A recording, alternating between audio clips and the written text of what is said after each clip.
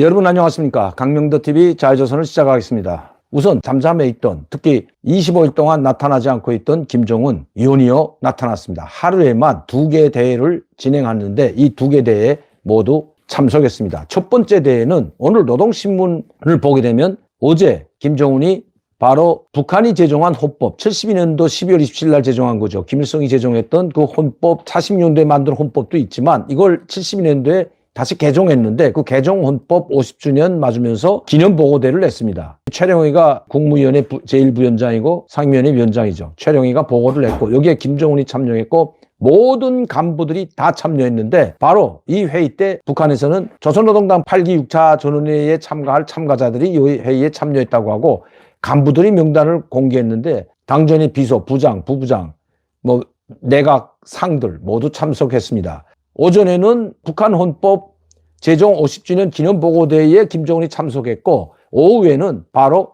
조선노동당 중앙위원회 제8기 6차 대회가 드디어 열렸습니다. 자, 이 또 두 회의가 동시에 열렸는데 어제 또 한 대회가 또 열렸죠.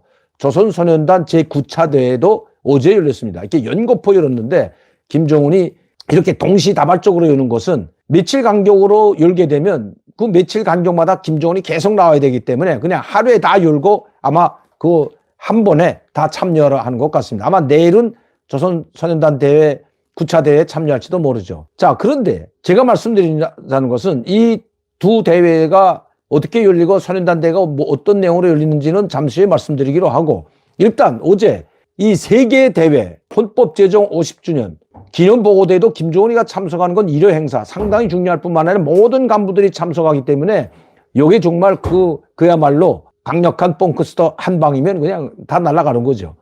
그래서인지 또 그리고 오후에는 8기 6차 전원회의가 열렸습니다. 연이어 그반 같은 장소라고 할 수 있는 이 만수대 의사당에서 열린 50주년 기념보고대회와 그리고 김정은이 지금 본부청사 회의실에서 열고 있는 이 당 8기 6차 대회를 열고 있는데 이 거리가 간격이 직선 거리로 500m도 되나마나 합니다. 이 거리에서 진행하고 있기 때문에 아마 열리고 있다는 소식을 북한에서는 극비로 붙이고 있다가 어제 열리고 나서 오늘 공개했는데 오늘은 김정은이 참석 안 했죠. 당연히 참석 안 합니다. 언제 참석할지 모르는데 어제는 개막식이 진행됐고 회의를 선포했습니다. 김정은이 8기 6차 당 전원회에 참석해서 대회를 선포했고 그 선포식 때 사의를 받기 때문에 김정은이 잠깐 보고를 하고 그리고 이제부터 내각 당정군 순서대로 보고를 하기 때문에 아마 이게 한 4일 동안 갈 겁니다. 작년에도 그랬죠. 8기 5차 전원회의를 12월 31일까지 하고 신년사를 김정은의 마지막 보고서로 대치를 했습니다. 아마 이번에도 그렇게 갈 것 같습니다. 그러니까 김정은이가 30일 날 와서 보고서를 할지 30일 날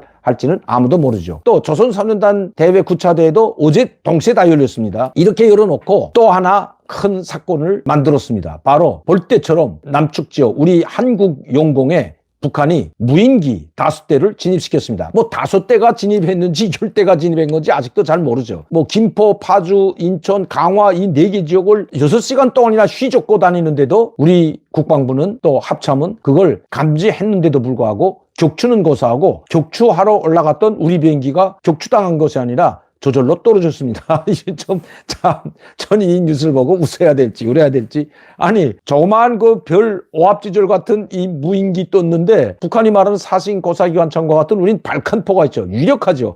이 발칸포 몇 문이면 그냥 떨고 버리겠는데, KA-4 A41 공격기, 비행기가 올라가서 이 무인기를 떨구려고 하다가 제가 떨어졌습니다. 이거 정말 이거 왜 이렇게 됐을까요? 이거 지금 윤석열 정부가 출범한 지는 이제 불과 몇 달 안 됐죠, 여러분. 5월 달에 정식 이제 출범을 했기 때문에 지금 보면 약 7개월 정도가 되나마나 했습니다. 자, 7개월 정도 동안에 지금 할 게 많죠. 챙길 것도 많고, 국방부도 챙겨야 되고, 이 경제도 챙겨야 되고, 이 부패와의 전쟁도 해야 되고, 할 게 한두 가지가 아닙니다. 모든 걸 1년 동안은 아마 종합적으로 모든 걸 검토하고 어떻게 방향을 제시하는데 총 집중을 해야 되는데 요새 지금 윤석열 대통령이 정신이 없는 것 같습니다. 왜? 고대 여당이 그냥 사사건건 발목을 붙잡고 목리를 부리기 때문에 할 수 있는 게 별로 없는 거죠. 이 예산안 때문에 지금 한 달 동안 씨름하다가 오합지졸된 예산안 겨우 통과됐죠. 제가 말씀드리자는 건 국회에서 이 누더기 같은 예산안 통과된 걸 말하자는 게 아니라 이렇게 됐는데, 자, 우리 경공격기가 왜 그럼 추락됐을까? 5년 동안 문재인 정권 때 훈련 한 번도 하지 않았고, 9.19 군사합의라는 걸 만들어 놓고, 군사분계선 그 일대에서는 일체 그 어떤 공군 활동도 하지 못하게 했을 뿐만 아니라, 실제 군사훈련다운 훈련을 한 번도 하지 못했다는 것은 이미 잘 알려진 사실입니다.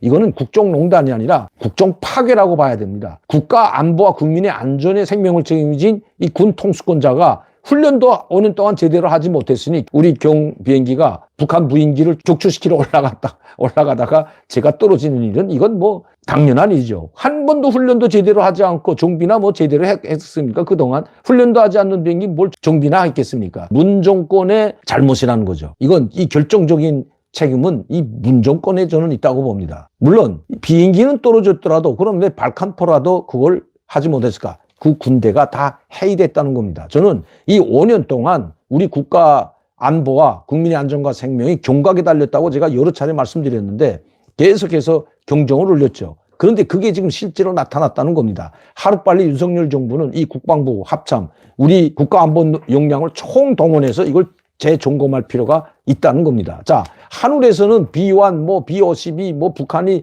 절절매는 F-22, 레타와 같은 비행기가 뭐 계속 뜨고 북한을 비행 항적을 알리면서 공개적으로 위협하고 있지만 북한은 안 한 것 없이 이제는 무인기까지 뭐 5대인지 6대인지는 모르겠지만 일단 떼거지로 볼때처럼 띄워보내가지고 우리 영공을 휘젓고 다니고 심지어 인천과 김포 비행장에서는 비행기까지 연기되는 뜨지 못하는 이런 사태가 벌어졌다는 것. 이거 정말 상당한 위험한 일입니다. 만에 하나 북한이 거기다 정말 화학무기가 됐던 무슨 무기가 됐던 싣고 들어와서 추락이라도 하든지 아니면 떨어졌다면 어떻게 됐을까요?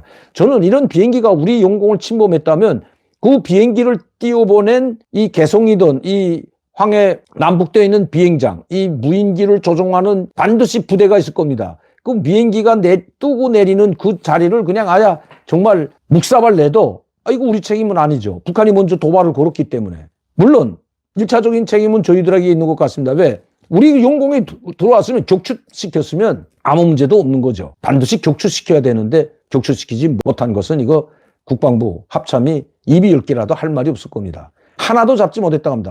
그 무인기 하나 잡지 못해서 헬기까지 뜨고 대공사격 100여 발이나 했는데도 잡지 못하고. 그러니까 군사훈련, 우리가 일상적인 훈련이 얼마나 중요한지 이번에 다시 한번 나타났다는 겁니다. 그리고 북한이 마음만 먹으면 그 무인기에 어떤 폭약이나 어떤 생화학 무기를 싣고 우리 쪽으로 다시 침투시킬지 알 수 없기 때문에 또 그렇게 할 수도 있다는 것 한번 이번에 다시 한번 보여줬기 때문에 철통 같은 방어, 특히 이 무인기에 대한 이 조그마하고 잘 나타도 안 나죠, 이게. 고도 한 3천만 뜨면 소리도 안 들리기 때문에 이거 잡기도 상당히 힘듭니다. 레이더에도 잘 걸리지 않는 이런 무인기, 이거 상당히 치명타가 될 수 있기 때문에 거기다가 인천공항, 우리 건물에는 내리꽂히지 않더라도 폭탄을 싣고 인천공항 활줄에 꽂히게 되면 인천공항이 마비될 거 아닙니까, 이거. 이건 한두 시간 마비되는 게 아니라 이게 엄청난 걸 겁니다. 그리고 북한이 모르쇠 해버리면 어떡하죠?